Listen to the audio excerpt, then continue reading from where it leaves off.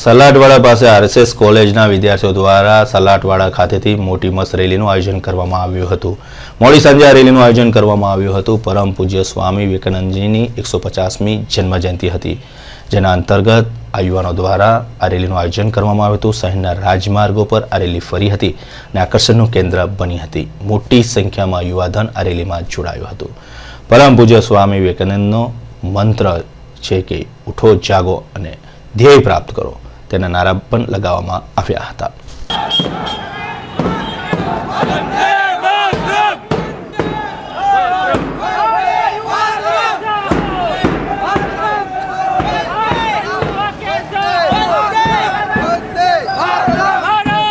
Collegian વિભાગ દ્વારા શ્રી સ્વામી વિવેકાનંદ 150મી જન્મ જયંતિ નિમિત્તે યુવાનોને પ્રેરણા મળે અને વિવેકાનંદજીના રસ્તા ઉપર ચાલે, વિવેકાનંદજીથી પ્રેરણા લઈને દેશ માટે સમર્પિત થાય।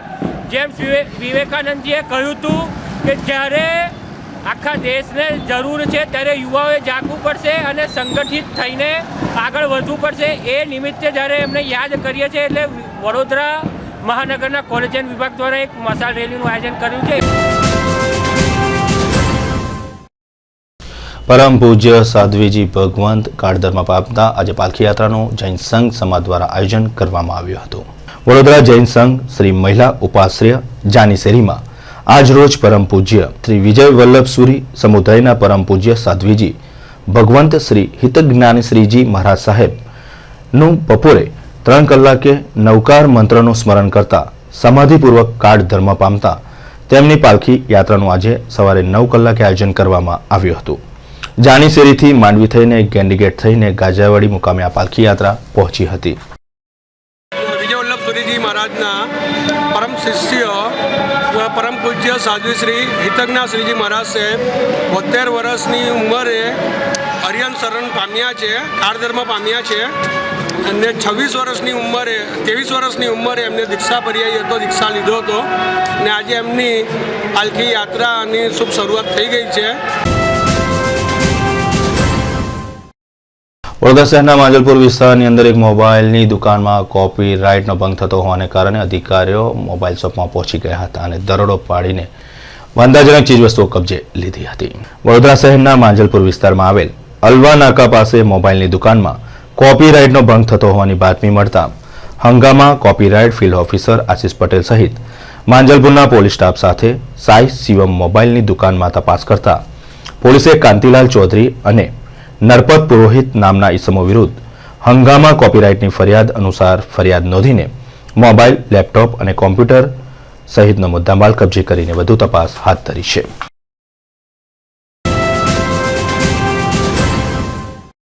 આવતીકાલે ઉત્તરાયણનો પર્વ છે। વડોદરા શહેરનું યુવાધન છેલ્લા ઘણા સમયથી ઉત્તરાયણ પર્વની રાહ ચાતક નજરે જોતું હતું। હવે આવતીકાલે આકાશી યુદ્ધની શરૂઆત થશે। આજથી જ આકાશ પતંગોથી છવાઈ ગયું હતું।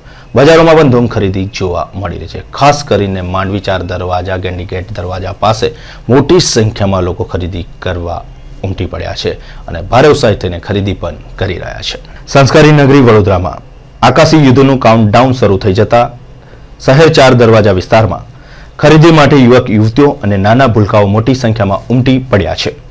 ઢળતી સાંજે માંડવી, ગેન્ડીગેટ, ન્યાય મંદિર, મંગળ બજાર સહિતના વિસ્તારોમાં મેળા જેવું વાતાવરણ સર્જાયું હતું। અબાલ વૃદ્ધ સૌ કોઈએ ભારે ઉમંગ અને ઉત્સાહથી ઉત્તરાયણની ખરીદી કરી હતી। રંગ બેરંગી પતંગો, ફિરકીઓ, ગોળતલની ચીકી, શેરડી, ભોર સહિતનું આજે ધૂમ વેચાણ થયું હતું। શહેરના 4 દરવાજા વિસ્તારમાં ભીડ જામતા શહેર પોલીસ તંત્ર તકેદારી રૂપે ખાસ બંદોબસ્ત ગોઠવી દીધો છે। ઉત્તરાયણ પર્વને અનુલક્ષીને શહેર પોલીસ તંત્રએ શહેરના લહેરીપુરા, એમજી રોડથી માંડવી, ચાંપાનેર દરવાજા, પાનીગેટ દરવાજા, ગેન્ડીગેટ દરવાજા તરફના રોડને ભારદારી વાહનો માટે પ્રવેશબંધી અને તમામ વાહનો માટે નો પાર્કિંગ ઝોન જાહેર કરવામાં આવ્યો છે। તદુપરાંત શહેરના જૂના પાદરા રોડ પર જીબી સર્કલથી દિવાળીપુરા સર્કલ સુધીના માર્ગને પ્રવેશબંધી અને નો પાર્કિંગ ઝોન જાહેર કરાયો છે। આજે ઉત્તરાયણની પૂર્વ સંધ્યાએ શહેરના વિવિધ બજારોમાં ઉત્તરાયણની ખરીદી માટે ભારે ભીડ જામતા શહેરના 4 દરવાજા વિસ્તાર સહિત અનેક જગ્યાએ ટ્રાફિક જામના દ્રશ્યો સર્જાયા હતા। આજે રાત્રે ગેન્ડીગેટ રોડ ઉપર પતંગની જાહેર હરાજી થશે। અત્રે ઉલ્લેખનીય છે કે સમગ્ર ગુજરાતમાં વડોદરા જ એવું શહેર છે જ્યાં ઉત્તરાયણની આગલી રાત્રે પતંગોની જાહેર હરાજી કરવામાં આવે છે. આ હરાજી આજે રાત્રિમાં થનાર હોય પતંગ રસિયાઓ મોટી સંખ્યામાં ઉમટી પડવાની આશંકાને લઈને શહેર પોલીસ તંત્રએ હરાજી થવાના પતંગ બજારમાં લોખંડી બંદોબસ્ત ગોઠવી દીધો છે. ઉત્તરાયણની પૂર્વ સંધ્યાએ શાકભાજી માર્કેટમાં પણ તડાકો પડી જતા શાકભાજીના વેપારીઓને આજે ઘી કેળા થઈ ગયા હતા. કારણ કે ચાલુ વર્ષે બજારનું ઊંધિયું મોંઘું થતાં મોટાભાગની મહિલાઓએ ઊંધિયું ઘેર બનાવવાનું આયોજન કરીને શહેરના ખંડેરાવ સહિતના વિવિધ શાકભાજી માર્કેટમાં મહિલાઓ મોટી સંખ્યામાં ઉમટી પડી હતી. એક તબક્કે શહેરના શાકભાજી માર્કેટમાંથી સુરતી પાપડી ખલાસ થઈ જતા ઊંધિયા માટે દેશી પાપડી અને લીલી તુવેરો ખરીદીને ગૃહિણીઓએ સંતોષ માનવો પડ્યો હતો.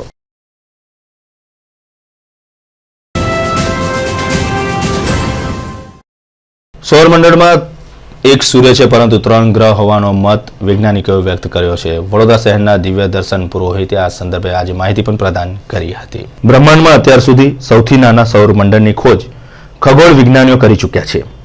આ ખોજ મુજબ આ સૌરમંડળમાં એક જ સૂર્ય છે. તેના 3 ગ્રહો છે જે તેની આસપાસ ઘૂમી રહ્યા છે. તાજેતરમાં નાસાના કેપ્લર મિશન અંતર્ગત મોકલાયેલા કેપ્લર ઉપગ્રહે આ જાણકારી નાસાને મોકલાવી છે. પૃથ્વીની આકાશગંગામાં શોધાયેલા સૂર્યમંડળના સૂર્યનું નામ KOI 961 વૈજ્ઞાનિકોએ આપ્યું છે. લાલ રંગનો આ સૂર્યનો વ્યાસ આપણા સૌરમંડળ કરતાં 6થા ભાગનો છે, જ્યારે ગુરુ ગ્રહથી 70 ગણો મોટો છે. આ સૌરમંડળના ગ્રહો પૃથ્વીની ત્રિજ્યાને સાપેક્ષે 0.78, 0.73 અને 0.57% છે. એટલે કે સૌથી નાના ગ્રહનું કદ આપણા સૌરમંડળના મંગળ ગ્રહ જેવડું થાય છે. ઉપરોક્ત માહિતી શહેરના ખગોળવિદ દિવ્ય દર્શન પુરોહિતે પ્રદાન કરી હતી. હાલમાં નાસાએ જે 2009માં કેપ્લર મિશન છોડેલું એણે 1.5 લાખ સ્ટારને સ્કેન કરીને નવા ગ્રહો શોધવાનું અભિયાન શરૂ કર્યું છે, બાહ્ય ગ્રહોનું, સૌરમંડળ સિવાયને.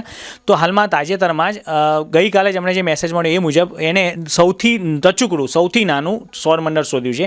એ સૌરમંડળનો જે તારો છે એ રેડ ડ્વાર્ફ છે, એટલે કે રક્ત વામન તારો છે. એ લાલ વામન તારા બહુ મોટા પ્રમાણમાં આપણી ગેલેક્સીમાં મળે છે. એ તારો આપણા સૂર્યથી 6 ભાગનો નાનો છે, એટલે કે 2.25 લાખ કિલોમીટર જેટલો જ મોટો છે. અને એનું નામ આપ્યું છે KOI 961 ટેમ્પરેચર નામ આપ્યું છે. અને એની સાથે એના બીજા 3 ગ્રહો મળ્યા છે. એ 3 ગ્રહોને 01, 02, 03 નામ આપેલું છે. જે સૌથી નાનો ગ્રહ છે એ ફક્ત મંગળ જેટલો છે અને એનાથી મોટા બીજા 2 ગ્રહો છે પણ આપણી પૃથ્વીથી પ્રમાણમાં નાના છે. આ 3 ગ્રહો પથરાળ છે અને એ પોતાના સૂર્ય પિતૃ તારાની આસપાસ 2 દિવસમાં ફરે છે, એટલે ફક્ત 2 દિવસ એનું એક વર્ષે. દેટ મીન્સ એ તારાની ખૂબ નજીક છે, એટલે ગ્રહો પથરાળ બી છે અને ખૂબ ગરમ પણ છે. આ નવો સૌરમંડળ જે મળ્યું એકદમ ટચુકડું છે. આનાથી ઘણી બધી સંભાવનાઓ ખુલી છે. એક તો કે આ પ્રકારના અલગ અલગ પ્રકારના સૌરમંડળો, નાના મોટા, એક ઘણા ગ્રહોવાળા, એક ગ્રહવાળા, 2 તારાવાળા, એ અલગ અલગ પ્રકારના સૌરમંડળો આપણી ગેલેક્સીમાં અસ્તિત્વ ધરાવે છે. સાથે પથરાળ ગ્રહો અત્યાર સુધી 700 પ્લેનેટ્સ મળ્યા, બહુ જૂજ મળ્યા છે. તો આ પથરાળ ગ્રહો પણ અત્યારે અસ્તિત્વમાં છે એવું માની શકાય. ત્રીજું, આ બધા ગ્રહો મળે તો આગામી સમયમાં જીવનની સંભાવનાઓ, પાણીની સંભાવના, વાતાવરણની સંભાવના ચોક્કસપણે સાકાર થાય. એટલે આ જે અદ્ભુત નાનકડું ટચુકડું સૌરમંડળ મળ્યું એને એક નવી દિશાના દરવાજા ખોલ્યા છે. અને આશા રાખે કે કેપ્લર યાન એ મિશન છે, ખરેખર ટેલિસ્કોપ છે આ નાસાનું, એમાં CCD કેમેરાસ લાગેલા છે. તો ભવિષ્યમાં હજી વધારે બીજા પ્લેનેટ્સની શોધ કરે અને કદાચ એવું બને કે આપણે એલિયન્સ ઉપર ની સાથે કોમ્યુનિકેટ કરી શકે એવો સમય આવે આપણી જોડે. નજીવી બાબતે ટોળાના હુમલામાં 3 શ્રમજીવીઓ ઘાયલ થયા હતા. તાલુકા પોલીસ સ્ટેશને આ સંદર્ભે ફરિયાદ નોંધાવવા પામી છે. શહેર નજીક વિરોધ ગામે રહેતા લાલા રબારી ગઈકાલે સવારે લીલાબેન ઓડ સાથે મજૂરી કામે જવા માટે પોતાની ટ્રક પાસે બોલાવી હતી. તેની ના પાડતા તેઓ વચ્ચે ઝઘડો થયા બાદ સમાધાન થયું હતું, જેની અદાવતે બપોરના સમયે લાલો સાગરીત વિરોધના રહેવાસી રાજુ રબારી, કમલેશ રબારી, વસંત રબારી તથા સંજય રબારી સાથે લાકડીઓ લઈને વાસના કોતરિયા ગામે ધસી ગયો હતો. ટોળાએ મજૂરો પર હુમલો કરતા પંકજ ઓડ, ગણપત ઓડ તથા સુરેશ ઓડને ઈજા પહોંચતા ગાડો ભાંડીને મોતની ધમકી આપી હતી. બનાવના મુદ્દે તાંદલજામાં રહેતા બંદુખાન પઠાણે વડોદરા તાલુકા પોલીસ મથકે ટોળા વિરુદ્ધ ફરિયાદ નોંધાવી હતી.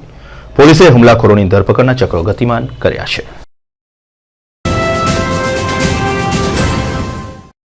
વડોદરા શહેરમાં 16મી નવેમ્બરથી વસ્તી ગણતરીનો પ્રારંભ થશે. આ સંદર્ભે આજે સેવા સદન ખાતે પત્રકાર પરિષદનું આયોજન પણ કરવામાં આવ્યું હતું. વડોદરા મ્યુનિસિપલ કોર્પોરેશનના બજેટની તૈયારીઓ ચાલે છે. હજી સમગ્ર શહેરની મકાન વેરાની ધીંગી આવક કદાચ અડધી પણ નહીં આવી હોય ત્યારે તમામ વોર્ડને આગામી 16મી જાન્યુઆરીથી 28મી ફેબ્રુઆરી સુધી માથાના દુખાવા જેવી કામગીરીમાં જોતરાવું પડશે. વસ્તી ગણતરીની આ કામગીરી આગામી અને ભાવિ ચૂંટણીઓને અનુલક્ષીને કરાવવાનું આયોજન સરકારનું છે. ભલે વસ્તી ગણતરી કામગીરી મહત્વની છે, પરંતુ તેની માઠી અસર આડકતરી રીતે ભાવિ પેઢી પર પડશે તે વાત નિશ્ચિત છે. કારણ કે આ વસ્તી ગણતરીમાં શિક્ષકોને કામગીરી સોંપાશે અને હવે પછીનો વિદ્યાર્થીઓનો ભણતરનો મહત્વનો સમય આવશે.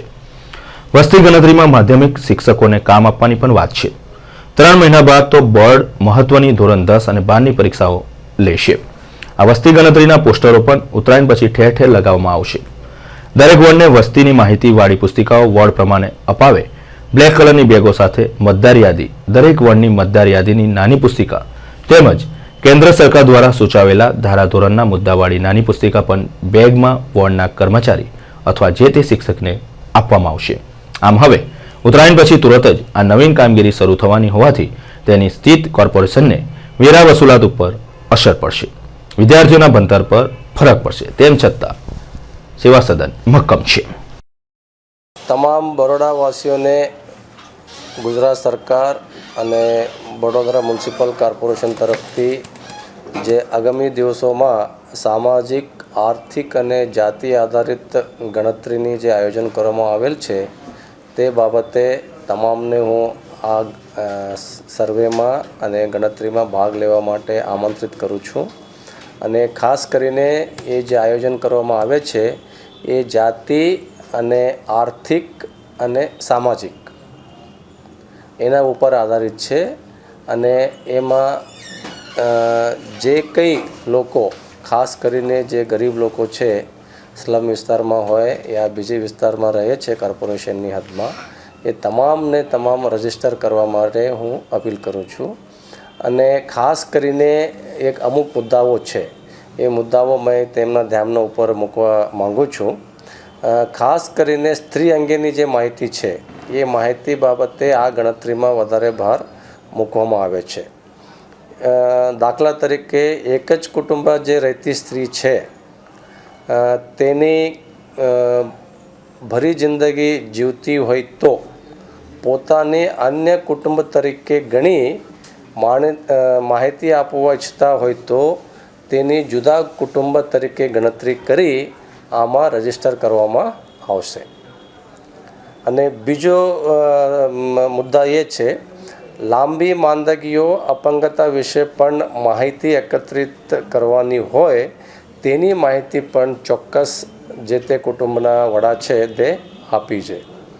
અને ધર્મ, જાતિ તેમજ અનુસૂચિત જાતિ અને જનજાતિ માહિતીઓની પણ આમાં મેળવવામાં આવનાર છે તો તે ચોક્કસ આમાં લખી લે. અને બાકી જે એની માહિતી ગણતરીદાર આવીને જે પૂછશે, ખાસ કરીને જે શહેરના ગરીબ લોકો છે એમાં અમુક પૂછવામાં આવે છે, એ માહિતી એ એવું રીતે ન સમજે કે ભાઈ એ માહિતી છે એની કોઈ આગળ એની વિપરીત અસર થશે. આવા કોઈ ઈરાદો નથી, ફક્ત એક ગણતરી છે.